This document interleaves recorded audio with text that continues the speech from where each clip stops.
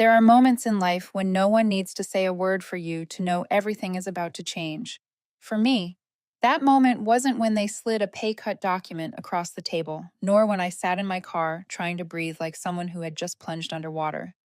It happened long before any of that, on a morning when I walked into Lumen Vista and saw the bright, steady fire in Noah Patel's eyes as he told me we were going to build something worthy.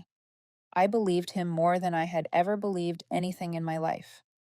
I am Maya Sullivan, 37 years old, 10 years tied to a company I once thought I would grow old with. I worked in customer behavior analytics, a field I never imagined I would love until I realized the thing I was truly good at was understanding people. And in those 10 years, I understood plenty of them, demanding clients, hot headed engineers, shaky seed stage startups, and large enterprises that always wanted more than their contracts ever promised. I joined when Lumen Vista had 15 people and rented a half floor in an old brick building facing a street crowded with delivery trucks. Back then, we lived on weak coffee and brainstorms that stretched past 2 in the morning. Some nights, I slept on the office chair beside my desk, wrapped in Noah's hoodie because the air conditioning loved to fail at the worst times. At that point, Emma, my daughter, was 4 years old. On nights when I could not find childcare, I brought her with me. She would sit in the corner with a box of crayons while I tried to close the contracts that would keep the company alive. I do not know if she remembers those nights, but I do. She would look at me and say I was doing something important. I believed her, and I believed in myself. Noah taught me that. He did not have the glossy charisma founders usually save for magazine covers, but he had a strange, unwavering faith in people. Once, during a brutal quarter, I asked him how he kept the team going when everything felt stacked against us. He just smiled and said, word for word, Lumen Vista will never be stronger than the last person to leave this office each day. Treat them right. I carried that line for a decade. I believed my value was seen here, and in a way, I thought I had left a mark. I built a relationship with Westbridge Retail so solid that their chief technology officer called me before calling support. I helped Halcyon Freight System through a deployment failure that should have ended their contract for good. I knew Mark's son's birthday. I knew the chief executive officer of Westbridge hated flying at night. I knew who needed reassurance at 3 in the morning. None of it appeared in my job description, but if I did not do it, the company would lose millions. This job was not just a job. It was how I raised my child, how I paid for Emma's asthma medication, how I stayed upright after my marriage collapsed and her father walked out to find himself with a yoga instructor in Santa Cruz. Every time Emma struggled to breathe, I reminded myself that failure was not an option for me. And there was someone else who reminded me, though in his own way. Blake Turner. The day he walked into Lumen Vista, he believed he would be promoted to lead account. Everyone could see it. But after a project, I had to step in and save. Noah promoted me instead.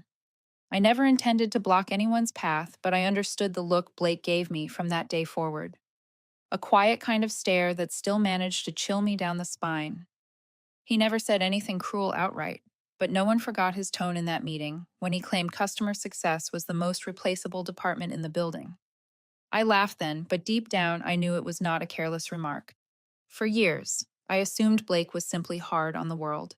I never imagined a day would come when he would hold something in his hands, one signature that could end my entire career. The morning everything began was, ironically, beautiful. Seattle had that pale kind of sunlight that makes you want to slow down, and Emma hugged me longer than usual before walking into school. I remember thinking that if today stayed peaceful all the way through, that would be enough. I had no idea that peace would last only until the moment I stepped into the office and saw the conference room lamp shining bright, like it was waiting for something worse than I could imagine. And when Rachel sent me a message asking for a quick meeting, something inside me shifted, just slightly off its axis. What I did not know was that in a few minutes, my life would split cleanly into a before and an after. Everything began to shift in the fall of last year, when Noah sent a company-wide email at 5 in the morning. The subject line was short. A new chapter begins. I still remember reading it in the kitchen, the light not fully awake yet, Emma eating cereal and asking the kind of question children always pick at the exact moment adults want to avoid it. Mom, are you okay? I told her everything was fine, But the moment I reached the part announcing that Cedargate Global had officially acquired Lumen Vista, I knew the days we once lived, the days that meant something, were already over. The all hands meeting was held the next day. Noah stood on the stage, his shirt wrinkled in that way that told everyone he had been up all night. He spoke about a new vision, broader data access, and how Cedargate would open an era of accelerated growth. But through all 15 minutes of his speech, I could not find the man who once draped his jacket over my shoulders on a winter night when the heater broke. All I saw was someone avoiding the eyes of his own team, as if he did not have the courage to say things would never be the same again. After that meeting, the atmosphere in the office shifted in a way I could not name at first. No more soft jokes in the morning. No more wandering conversations by the coffee counter. Instead, Slack messages whispered between private channels. Who will be kept? Who will be cut? Who does Cedargate favor? Who do they want gone? Every question seemed to orbit a single truth. Who still has value, and how long that value will last? The first changes arrived quietly. I began receiving emails asking for detailed reports, formatted in new templates, filled with metrics that even the system creator could not confirm the meaning of. Then came the endless meetings, where every minor decision needed approval across 5 layers. Cross-functional teams that once moved easily together grew rigid, as if everyone had to pass through the same narrow doorway, and no one dared step back. No one said it outright, but I knew they were reshaping Lumen Vista into a smaller version of Cedargate. Week by week, desks began to empty. The floor that had once been loud with conversation now held nothing but the sound of air vents and a few scattered keyboard taps. People who left always said things like they needed rest or new challenges, but everyone knew they had not left by choice. They had been pushed to exhaustion until leaving became the only way to survive. Blake returned on a rainy afternoon with a new title, Integration Lead. He walked into the conference room wearing a smile that was impossible to read, somewhere between polite and cold. I remember feeling a strange wind move through the room, dropping the temperature by a few degrees. His job was to restructure the department to fit corporate strategy. Everyone knew what that meant. During a strategy meeting with Cedargate, I sat in the corner, taking notes and observing. Blake stood and laid out the areas that needed streamlining, and then I heard him say something that sent a chill down the back of my neck. The customer success department is being valued higher than its actual impact. It does not generate direct revenue. Therefore, we need to reassess the investment. I do not remember when my hand tightened around my pen. What I remember is the Cedargate director subtly nodding, as if Blake had simply stated a universal truth no one needed to question. And in that moment, I saw the mindset Noah once fought so hard against quietly becoming the new standard. People are replaceable if the numbers say they are. While all these shifts unfolded, my workload climbed a slope no one wanted to look at. My team was cut from 9 to 4, then to 3. Key accounts, instead of being distributed evenly, were funneled straight to me because Maya has the most experience. I found myself on calls from 8 in the morning until 7 at night, then emailing until midnight. I had worked hard before, but not like this. This was the kind of work that follows you into your sleep and wakes up with you in the morning. Emma started asking why I could not make it to her music performance, why I shot out of bed at 5 to answer an email that could wait until 8, why I call on video from the office more often than from home. I kept trying to smile. I kept saying we just need to get through this phase. But Emma was only 11. She did not understand that sometimes when adults say getting through this phase, what they really mean is, I do not know when this ends.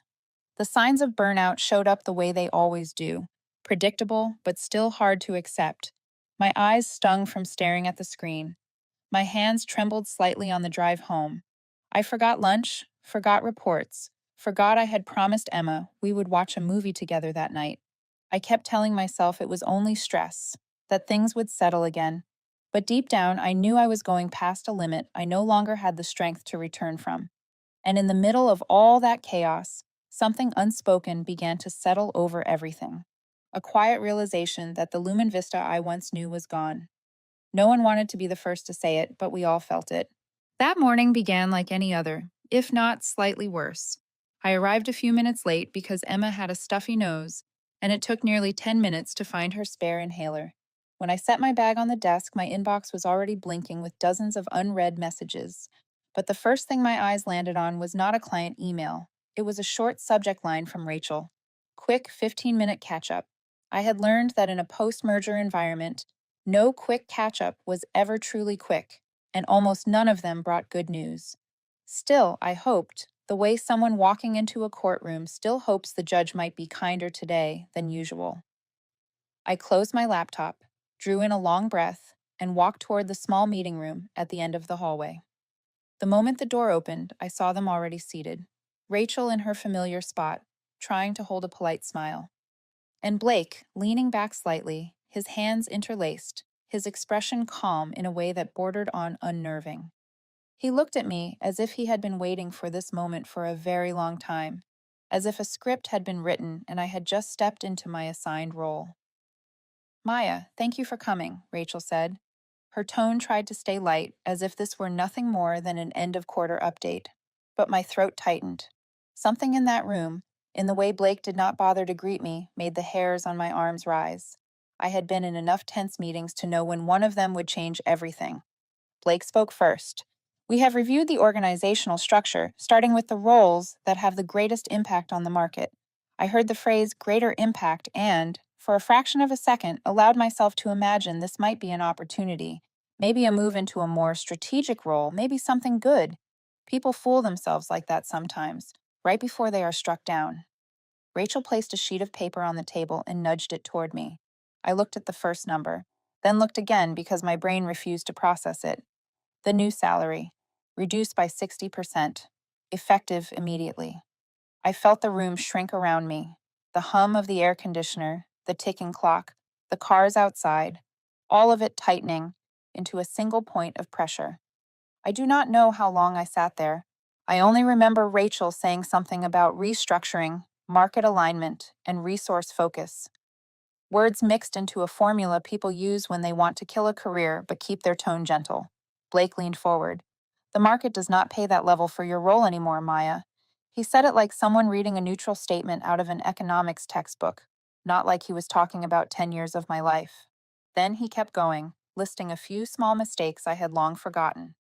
An email was sent 1 minute late, a delayed response to Halcyon during a week when I had taken Emma to a medical appointment. He gathered all of it and shaped it into proof that I no longer fit, that my value had dropped along some invisible chart only he could see. And the part that cut the deepest was not the words themselves. It was his eyes, the eyes of someone who had finally gotten what he had been wanting for a long time. I felt my heartbeat hammering against my ribs. Part of me wanted to shout, to ask whether they had any idea what I had done to keep this company standing. But the other part, the one shaped by Noah's lessons about staying calm in a storm, kept me still. I simply said, my voice steady enough to surprise even myself, I need 24 hours to review this. Rachel nodded too quickly, relieved I was not causing a scene. Blake said nothing, only leaned back in his chair and folded his arms, as if everything had gone exactly according to plan. I do not remember how I left the meeting room. I do not remember whether I said goodbye. I only remember Emma's face flashing through my mind as I walked down the hall, and the slight tremor in my hand as I pressed the elevator button. I knew I could not break down here, not in front of them. The parking lot felt like a private sky I had never realized I needed. I sat in my car for nearly 5 minutes just to breathe. Then the truth began to crash over me like waves. I was losing more than half my income, immediately. No negotiation, no warning. And they said it as if I should thank them for keeping me at all. I opened the glove compartment to look for a tissue, and there it was. The drawing Emma made for me on the first day of the school year. A crooked line of color and the words written in her shaky handwriting. Mom, you are my hero.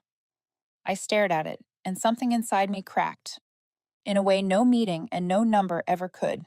My eyes blurred, my throat tightened, and I could not hold myself together any longer. I cried. Not the silent kind held behind clenched teeth, but the kind that breaks open everything you have been burying for months. I cried for the sleepless nights, for the mornings Emma had to make her own breakfast, for every moment I missed because a client could not find the logout button. I cried because some part of me had known all along that this company no longer saw me as a human being, only as a line item on a balance sheet. And through the blur of tears, I finally saw the hardest truth.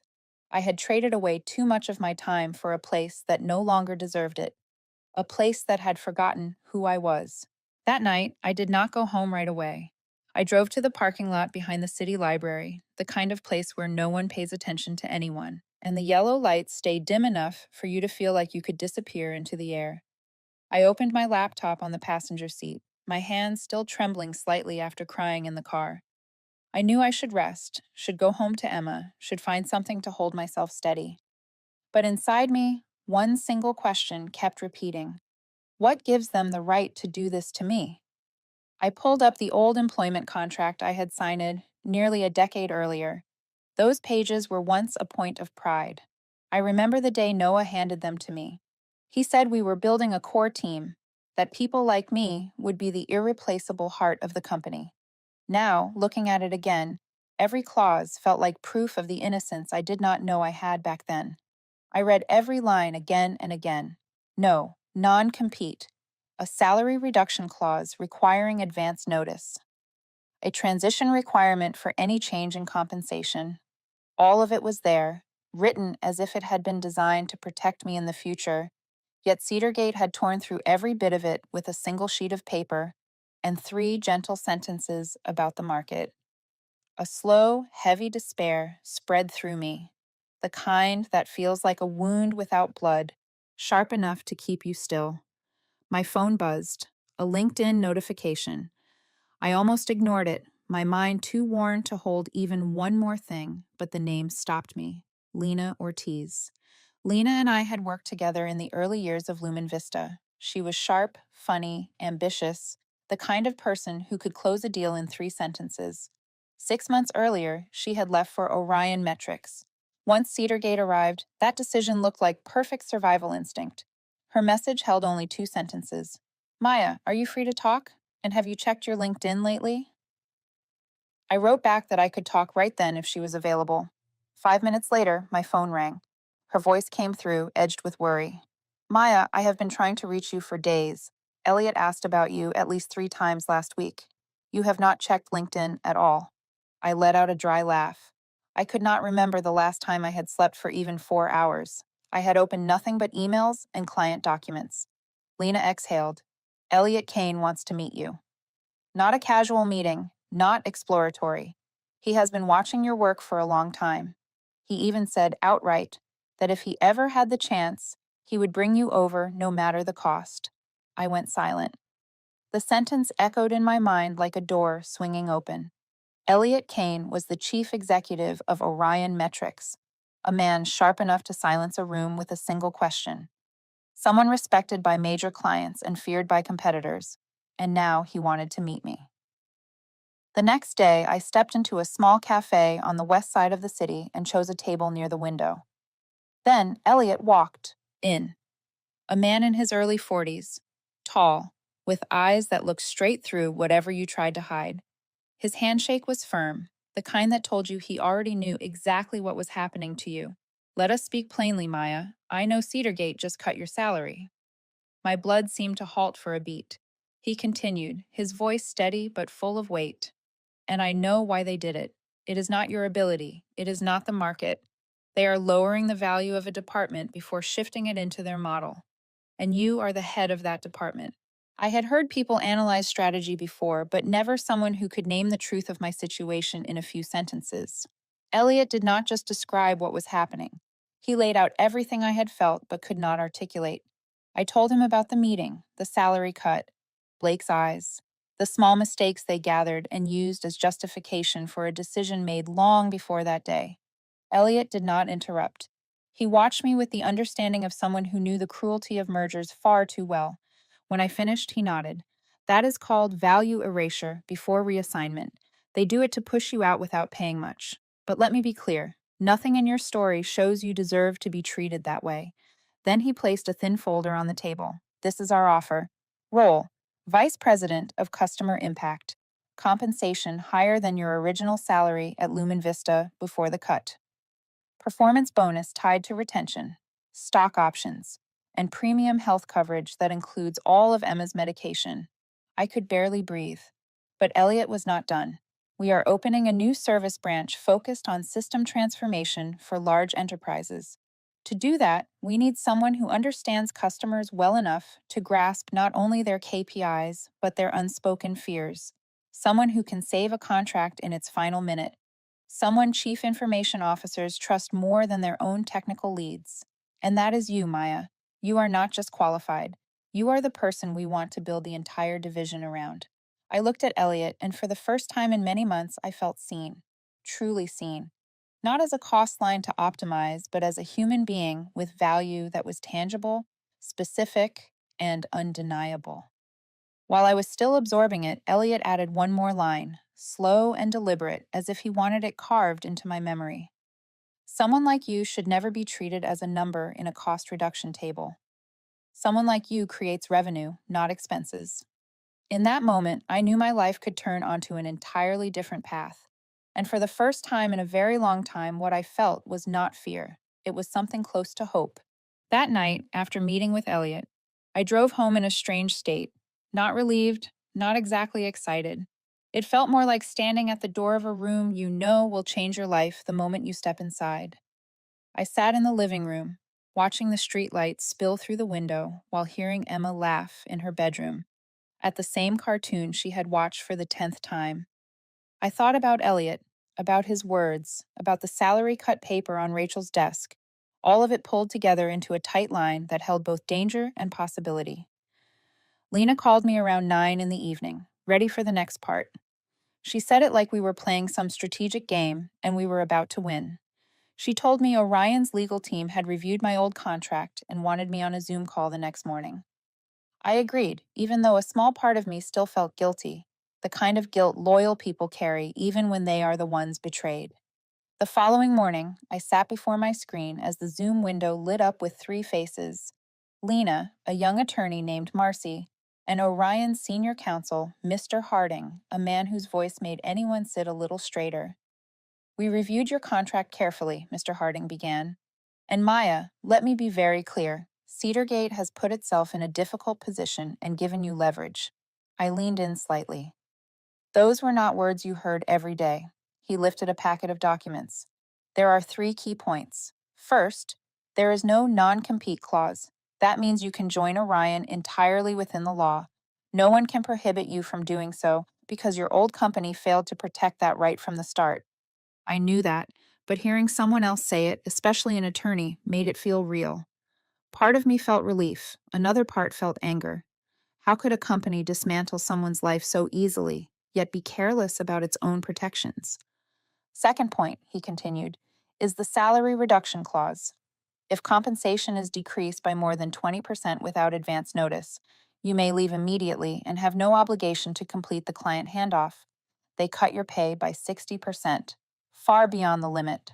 I froze for a moment. I remembered that clause more clearly than I wanted to admit.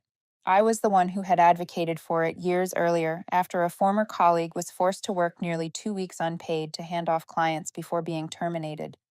I had told Noah the company needed to treat people humanely in difficult situations, and Noah, back when he was still the old Noah, had agreed. A sharp bitterness rose inside me. The thing I created to protect others was now protecting me, from the very company I had once protected with everything I had. Mr. Harding continued. Third point, the notice period. The contract states that the notice period must match the company's standard severance. Do you know how much severance they offered historically? I nodded. 1 week. Never more. Correct. That means your notice requirement is 1 week, and we will ensure Cedargate cannot force you to stay longer or require you to transfer any system or client knowledge that does not legally belong to them. Lena smiled, her eyes bright with the satisfaction of someone who had waited for this moment. Maya, they did not just treat you poorly, they were careless. And carelessness in this world is fatal. Something unfamiliar stirred in me. Not vindication, not revenge, but clarity. For the first time in many months, I could see my path. I was no longer wandering in the dark. I had rights. I had options. I had a way out that Cedargate could not close. Marcy added gently but firmly, the important thing is that you do not react impulsively. We do this correctly, thoroughly, leaving them no opening to strike back in any legal form. You leave with dignity and within the law. I nodded, feeling something like my first deep breath in months. I thought about Rachel, about Blake, about the salary cut paper pushed toward me like a verdict. I thought about the nights Emma slept while I crafted emails until 3 in the morning, convincing myself the sacrifice would someday be worth it. Now I knew. Most of that sacrifice had fallen into a bottomless hole, but that did not make my effort meaningless. It simply meant it was time to place it somewhere that deserved it. After the meeting, I sat alone in my small home office. The light from the window cast a faint reflection of my face on the black screen. I saw myself, exhausted, hurt, but not broken. I had let Cedar Gate dictate too much of my life for too long. Not anymore. I pulled out a blank sheet of paper, not to write a resignation on the spot, but to craft an exit plan. No noise, no slamming doors. A precise, clean departure, leaving no weakness for them to grasp. I did not want to leave in anger. I wanted to leave with accuracy. I wanted to leave as someone who knows exactly what she is worth. And as I wrote the first line, I realized something undeniable. The game no longer belonged to Cedar Gate. It belonged to me. The morning I walked into Cedar Gate's office, no one knew it would be the last day I ever entered that building as their employee. I knew. And in some quiet way, my body knew too. Every movement felt slower, precise, and deliberate. I no longer carried the despair or fear of the past weeks. I no longer needed to steady myself. What I carried now was clarity. I opened the meeting room door exactly at 8. Rachel was already seated, her hands pressed together as if she were holding herself in place. Blake stood by the window, hands in his pockets, facing the city like a man admiring a view, but really savoring the victory he believed was moments away. When I stepped inside, Blake turned. A small smile flickered on his lips. It was not really a smile, it was confirmation. He believed he controlled the entire room. "We are glad you came, Maya," Blake said, his tone light, as if this were a routine update. "We need your answer so we can proceed with the next steps of restructuring." I pulled out a chair and sat, calm. No bowed head, no trembling. None of the fear he had grown accustomed to seeing. What surprised me was how easily the calm settled in. It arrived naturally, as if I had been preparing for this moment longer than Blake had. "Before I make a decision, I want to ask about 3 accounts," I said. "Westbridge, Halcyon, Redwood." Rachel glanced at Blake. Blake lifted his brows slightly, the gesture saying, "This does not matter." "Those accounts will be reassigned as needed," Blake replied. "That is no longer your concern. No longer my concern." For 10 years, I had held those accounts together. I knew every staffing shift they made, every change in investment strategy, every tiny technical issue support teams never caught. I looked directly at Blake. "Who is leading Westbridge when their new system rollout begins in 8 weeks?" Blake tightened his lips. No answer. "And Halcyon," I continued. "I know they have a risk assessment scheduled next week.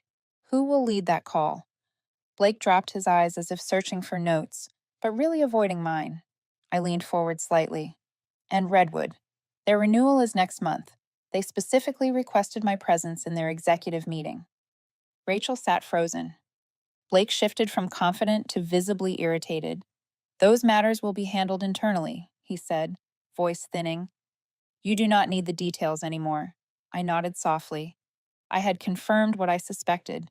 They had no replacement, no plan beyond shoving those enterprise clients toward offshore teams. They had intended to move everything to Manila and hoped I would serve as a temporary bridge, shielding them from the fallout before being quietly pushed out. I opened my bag and pulled out a stack of papers. My employment contract. The original. Rachel's face went pale. Blake smirked, amused, as if I were staging theatrics. I set the contract on the table, tapping it lightly with my finger. "This is the contract I signed with Lumen Vista, still valid since Cedar Gate never issued new agreements for legacy employees." Blake shrugged. "And your point?" "Many things," I thought. But I only spoke the essentials. "There are 3 key clauses in this contract. First, there is no non-compete. which means I am free to work wherever I choose, including with your direct competitors. Blake clenched his jaw. Rachel looked down. Second, if my salary is reduced by more than 20% without notice, I am under no obligation to transfer client knowledge. You reduce mine by 60%. Effective immediately. I owe you nothing. Rachel swallowed. Blake leaned forward, his eyes sharpening.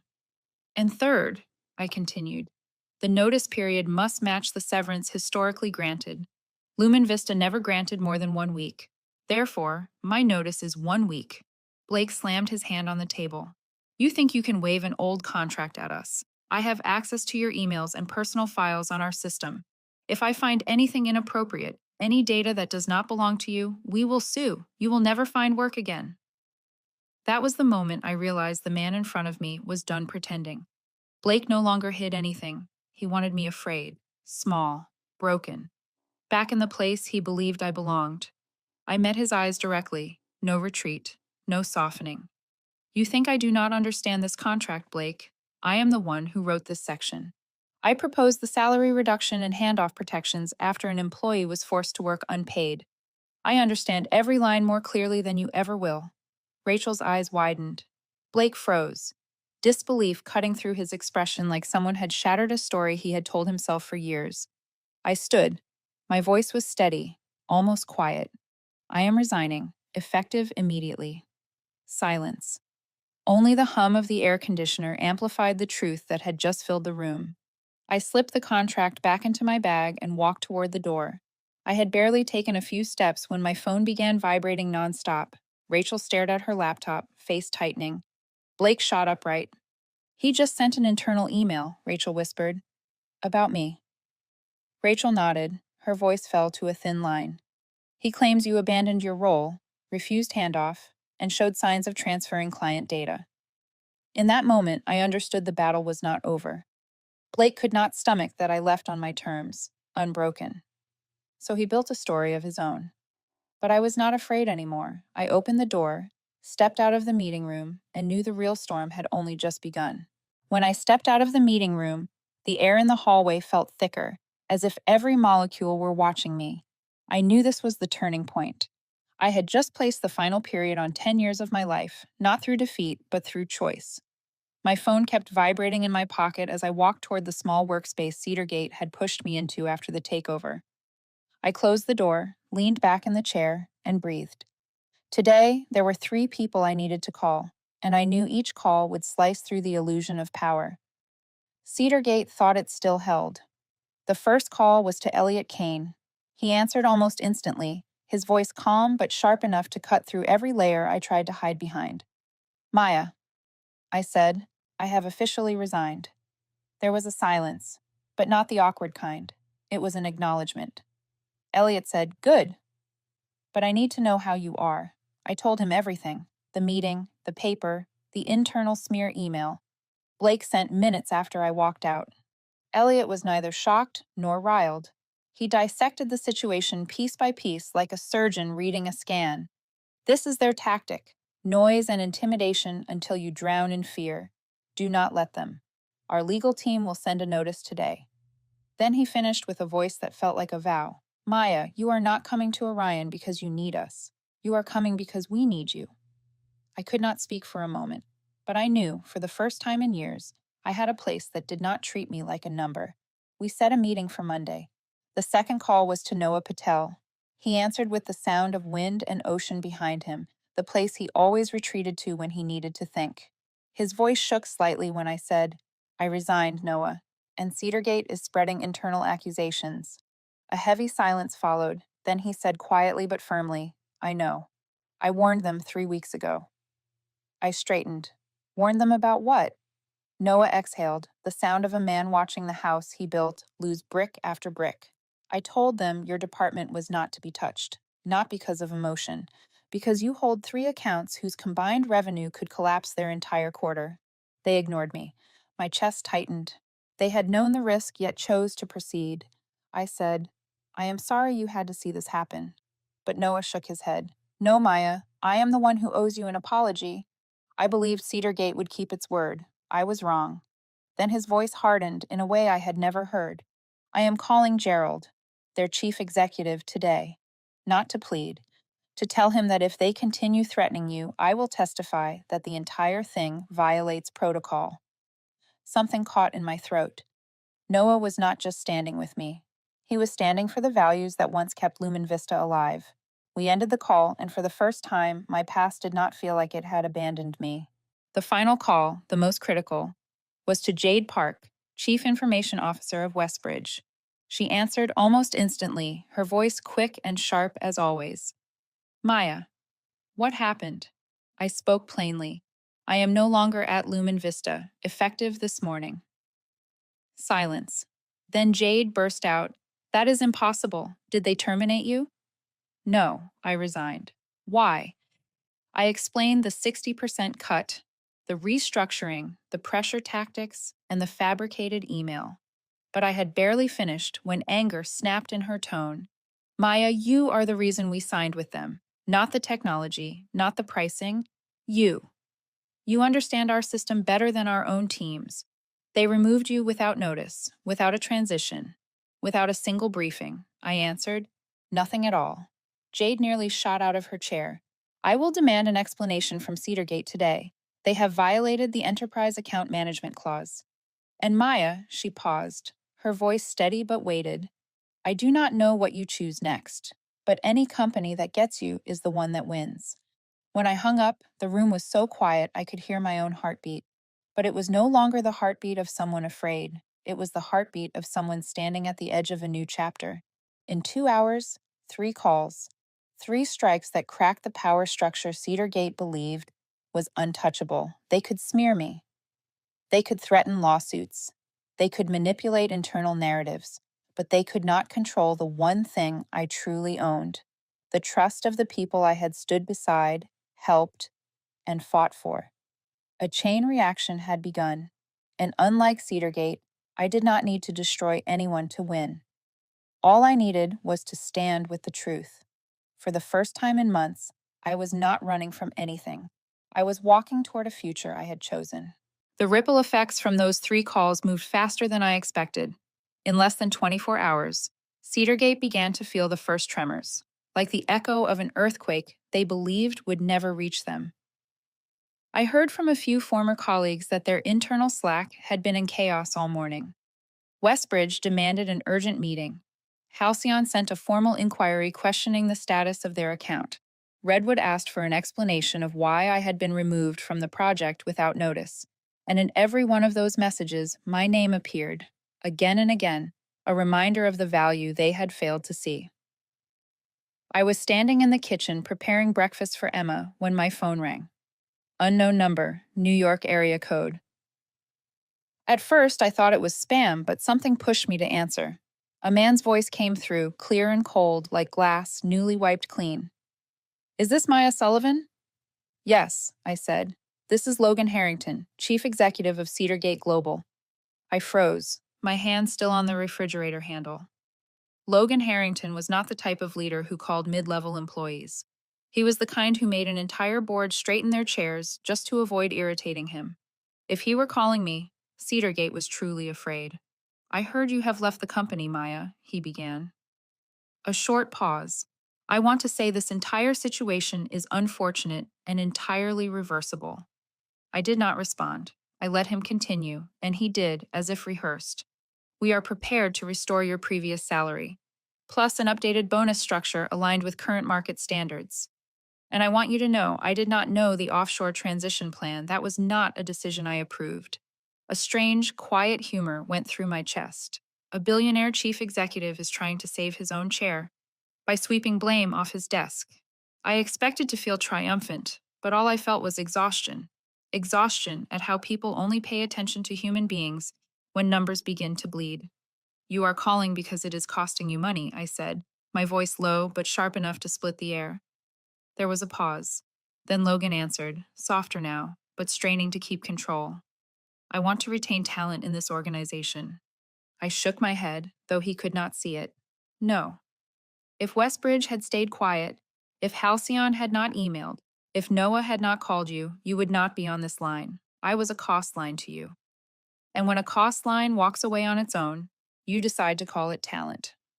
This time, the silence lasted much longer. Then Logan said one short sentence: "I will review the entire situation." I did not reply. I ended the call with, "I start my new job on Monday. Have a good day." I set the phone down and stood still for a moment, feeling my heartbeat return to its normal rhythm. No trembling, no fear, no hunger for their approval. I had just watched the entire board tilt. Inside Cedargate, things were far less calm than Logan pretended. A former coworker messaged me. Blake had been ordered to produce a full report on every detail of his so-called personnel evaluation. Rachel had been pulled into 3 meetings in one morning. Internal Slack channels leaked whispers that leadership was reconsidering the offshore shift after intense pushback from enterprise clients. And then the thing happened that Cedargate feared most. Clients started emailing me directly at my Orion address. The first message came from Jade. "We want to continue working with you. If you are joining Orion, Westbridge would like to discuss collaboration this week." The next was from Halcyon. "We heard you left Lumen Vista. We need to revisit our deployment plan. Can we talk today?" Then Redwood. "If you are with Orion, we are considering changing vendors next quarter. Let us know when you are ready." I read each message slowly, not out of pride, but to remind myself that the years of late-night calls, the last-minute rescues, the endless problem-solving, the care I invested in every account, all of it had been real. My value had never disappeared. Cedargate had only tried to bury it. On Monday, I walked into Orion's office. It was not the pressure-soaked space Cedargate had been, but a bright, steady place where people were actually seen. Elliot shook my hand, and this time his smile was not polite. It was welcoming. "We are rebuilding this entire division," he said. "Not to compete, to do what Lumen Vista once promised its clients, and you will lead it." I looked around the room, a new team, eager and sharp, ready to build something that mattered. 2 former Lumen Vista employees I had helped escape Cedargate were there too. They smiled at me, like survivors of the same storm. I set my folder on the table. For the first time in months, I felt the ground truly hold my weight. I had not only escaped a toxic place, I was building a better one, a place where people like me did not have to prove their worth by surviving cruelty. As we began our first meeting, I looked through the glass wall at the soft gray of Seattle. The board had fully turned, and this time it was not because I begged or endured. It was because I finally chose to stand with myself.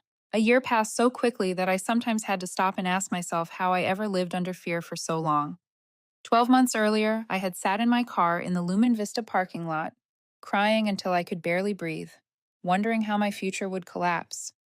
Now, every morning, I woke into a life I had never imagined could exist for me after just 1 year. But perhaps that is what happens when you finally step out of a doorway that had been rotten for far too long. I am the Senior Vice President of Customer Impact at Orion, a new title, but the title itself is not what matters. What matters is that it reflects exactly what I spent a decade building. I lead a team I trust, not because they are forced to stand beside me, but because they believe I will never allow any of them to be treated the way I once was. We have earned 3 industry awards for customer retention and deployment innovation. Orion has become a destination for talent escaping large corporations, people who want to work in a place where they are seen as human beings and not a row in a spreadsheet. My home feels steady again. Emma is a little older now, but she still runs into my arms every time I return from a business trip. She is healthy and happy, and for an entire year, I have not missed a single event in her life.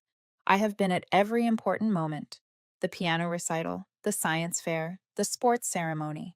Once, Emma told me, "Mom, you are like my friend's mom now, always on time." She had no idea how close that simple sentence came to making me cry with relief.